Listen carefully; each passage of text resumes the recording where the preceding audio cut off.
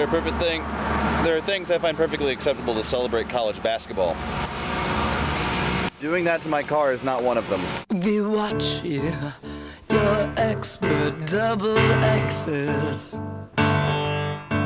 It's just like you to paint those white. Howdy there, horsemen. Before we address some of the major implications of today, April 2nd, 2012, let's do Ask a Horseman. Gavatranium asks, how many horsemen would it take to take over a state government? Assume any state that horsemen are currently occupying. So, for this instance, let's presume Kentucky. It would take about 2.5 if we struck today.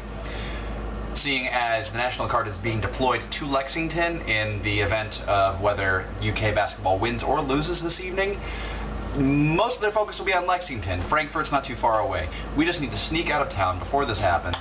One of us stays back to divert the attention of the National Guard, the other just quickly swoops in with either baby Aaron, he'd be the half-horseman, because he's small, and basically knock out our resident governor and assume martial law of the state. It wouldn't be too hard. As long as we use the colors blue and white, nobody will really care. Very nice, son asks, what is your morning routine? Very good question, very nice, son. It's pretty simple. As of late, I've been waking up about 8 o'clock, 8:30 in the morning, which, is late for some people, it's early for me. I roll out of bed, I check my Facebook, I check my email. From there, depending on the day or the workout, I already have my lunch made, I already have the coffee made, I make some instant oatmeal, I may do some yoga on the floor just to kind of get my body warmed up, and then I pretty much head out to the gym. Working out is generally a part of the daily routine no matter what it is, be it a run, heading to the Johnson Center Recreation Center, how fucking redundant, or doing yoga in my living room. Yeah, not exciting. Brushing my teeth, doing my hair, shower, in reverse order. Yeah, that's pretty much that's the morning routine. And checking one of my favorite Tumblrs, CM Punk, in ode of one of my favorite professional wrestlers, CM Punk. As you saw from the intro, something happened to my driver's side mirror. Well, Saturday evening, probably when I was asleep after the basketball game in which Kentucky beat out Louisville to advance to the NCAA championships, there was rioting and great celebration in the streets, especially on Woodlawn Avenue, which Elizabeth has seen.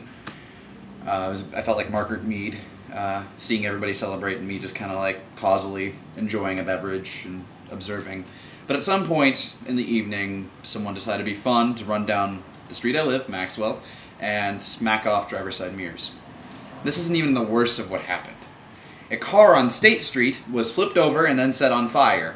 From that point, the police entered with tear gas, riot shields. I've heard people throwing glass bottles at the horse-mounted officers. Needless to say, it got crazy on Saturday night.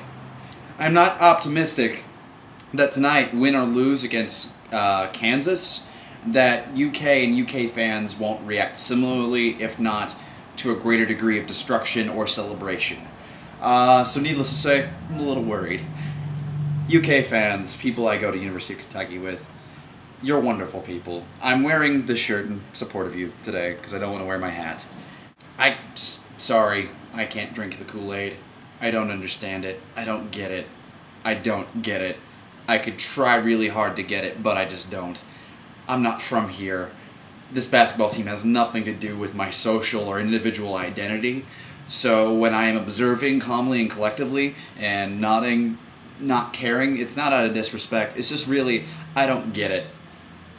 Basketball is a wonderful religion to you. I mean, not in like a sacrilegious kind of way, but I mean, it means a lot to you.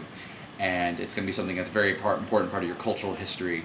As somebody from Kentucky or has lived in Kentucky or went to University of Kentucky, it is not important to me at all, whatsoever. I came here to study. Everything else, irregardless. So, I hope University of Kentucky wins, because as a citizen of Missouri, I cannot cheer for Kansas. Yeah. In other news, Arthur and I have started a little Tumblr project between postersforrobots.tumblr.com and studiousglenn.tumblr.com, in which I wrote a poem. Arthur draws a picture based on that poem. I write a poem based on that picture, and we go back and forth, back and forth, back and forth, creating collaborative art and wonderfulness for children, adults, and people everywhere. So yeah, check that out. Mazel tov to Nate and being too drunk to vlog. Congratulations on the job, buddy. I'm so happy to hear that. Additional congratulations to Arthur for fixing stuff, and other congratulations to Gavin for successfully moving away from Chicago. I know it was a bit of a rough patch, but I think Iowa, you will land on your feet, and things are looking up for you. Aaron, where the hell are you, buddy? I missed you. There are people in the undergraduate acting classes who are doing scenes from Proof right now, and I'm having nothing but flashbacks, but doing good, great work with you.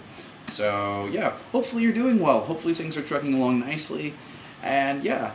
Cheers to you there.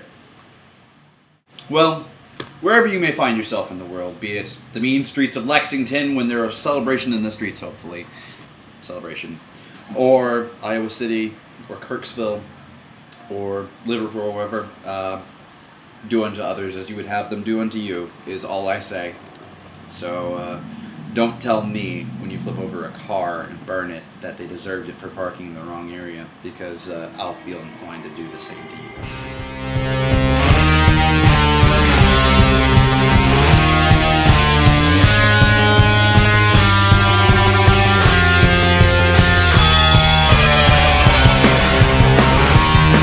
Oh yeah, to end on more positive notes, because I was a little mean and vengeful. I went to a Dramatist Guild with this meeting. Dramatist Guild's this big organization of playwrights. I guess I'm on playwright now. I don't know. And I met Lisa Crone. She's really rad. And I met a guy who wrote a playwriting textbook named Greg Garrison. Sassy gay man. A lot of fun to be around.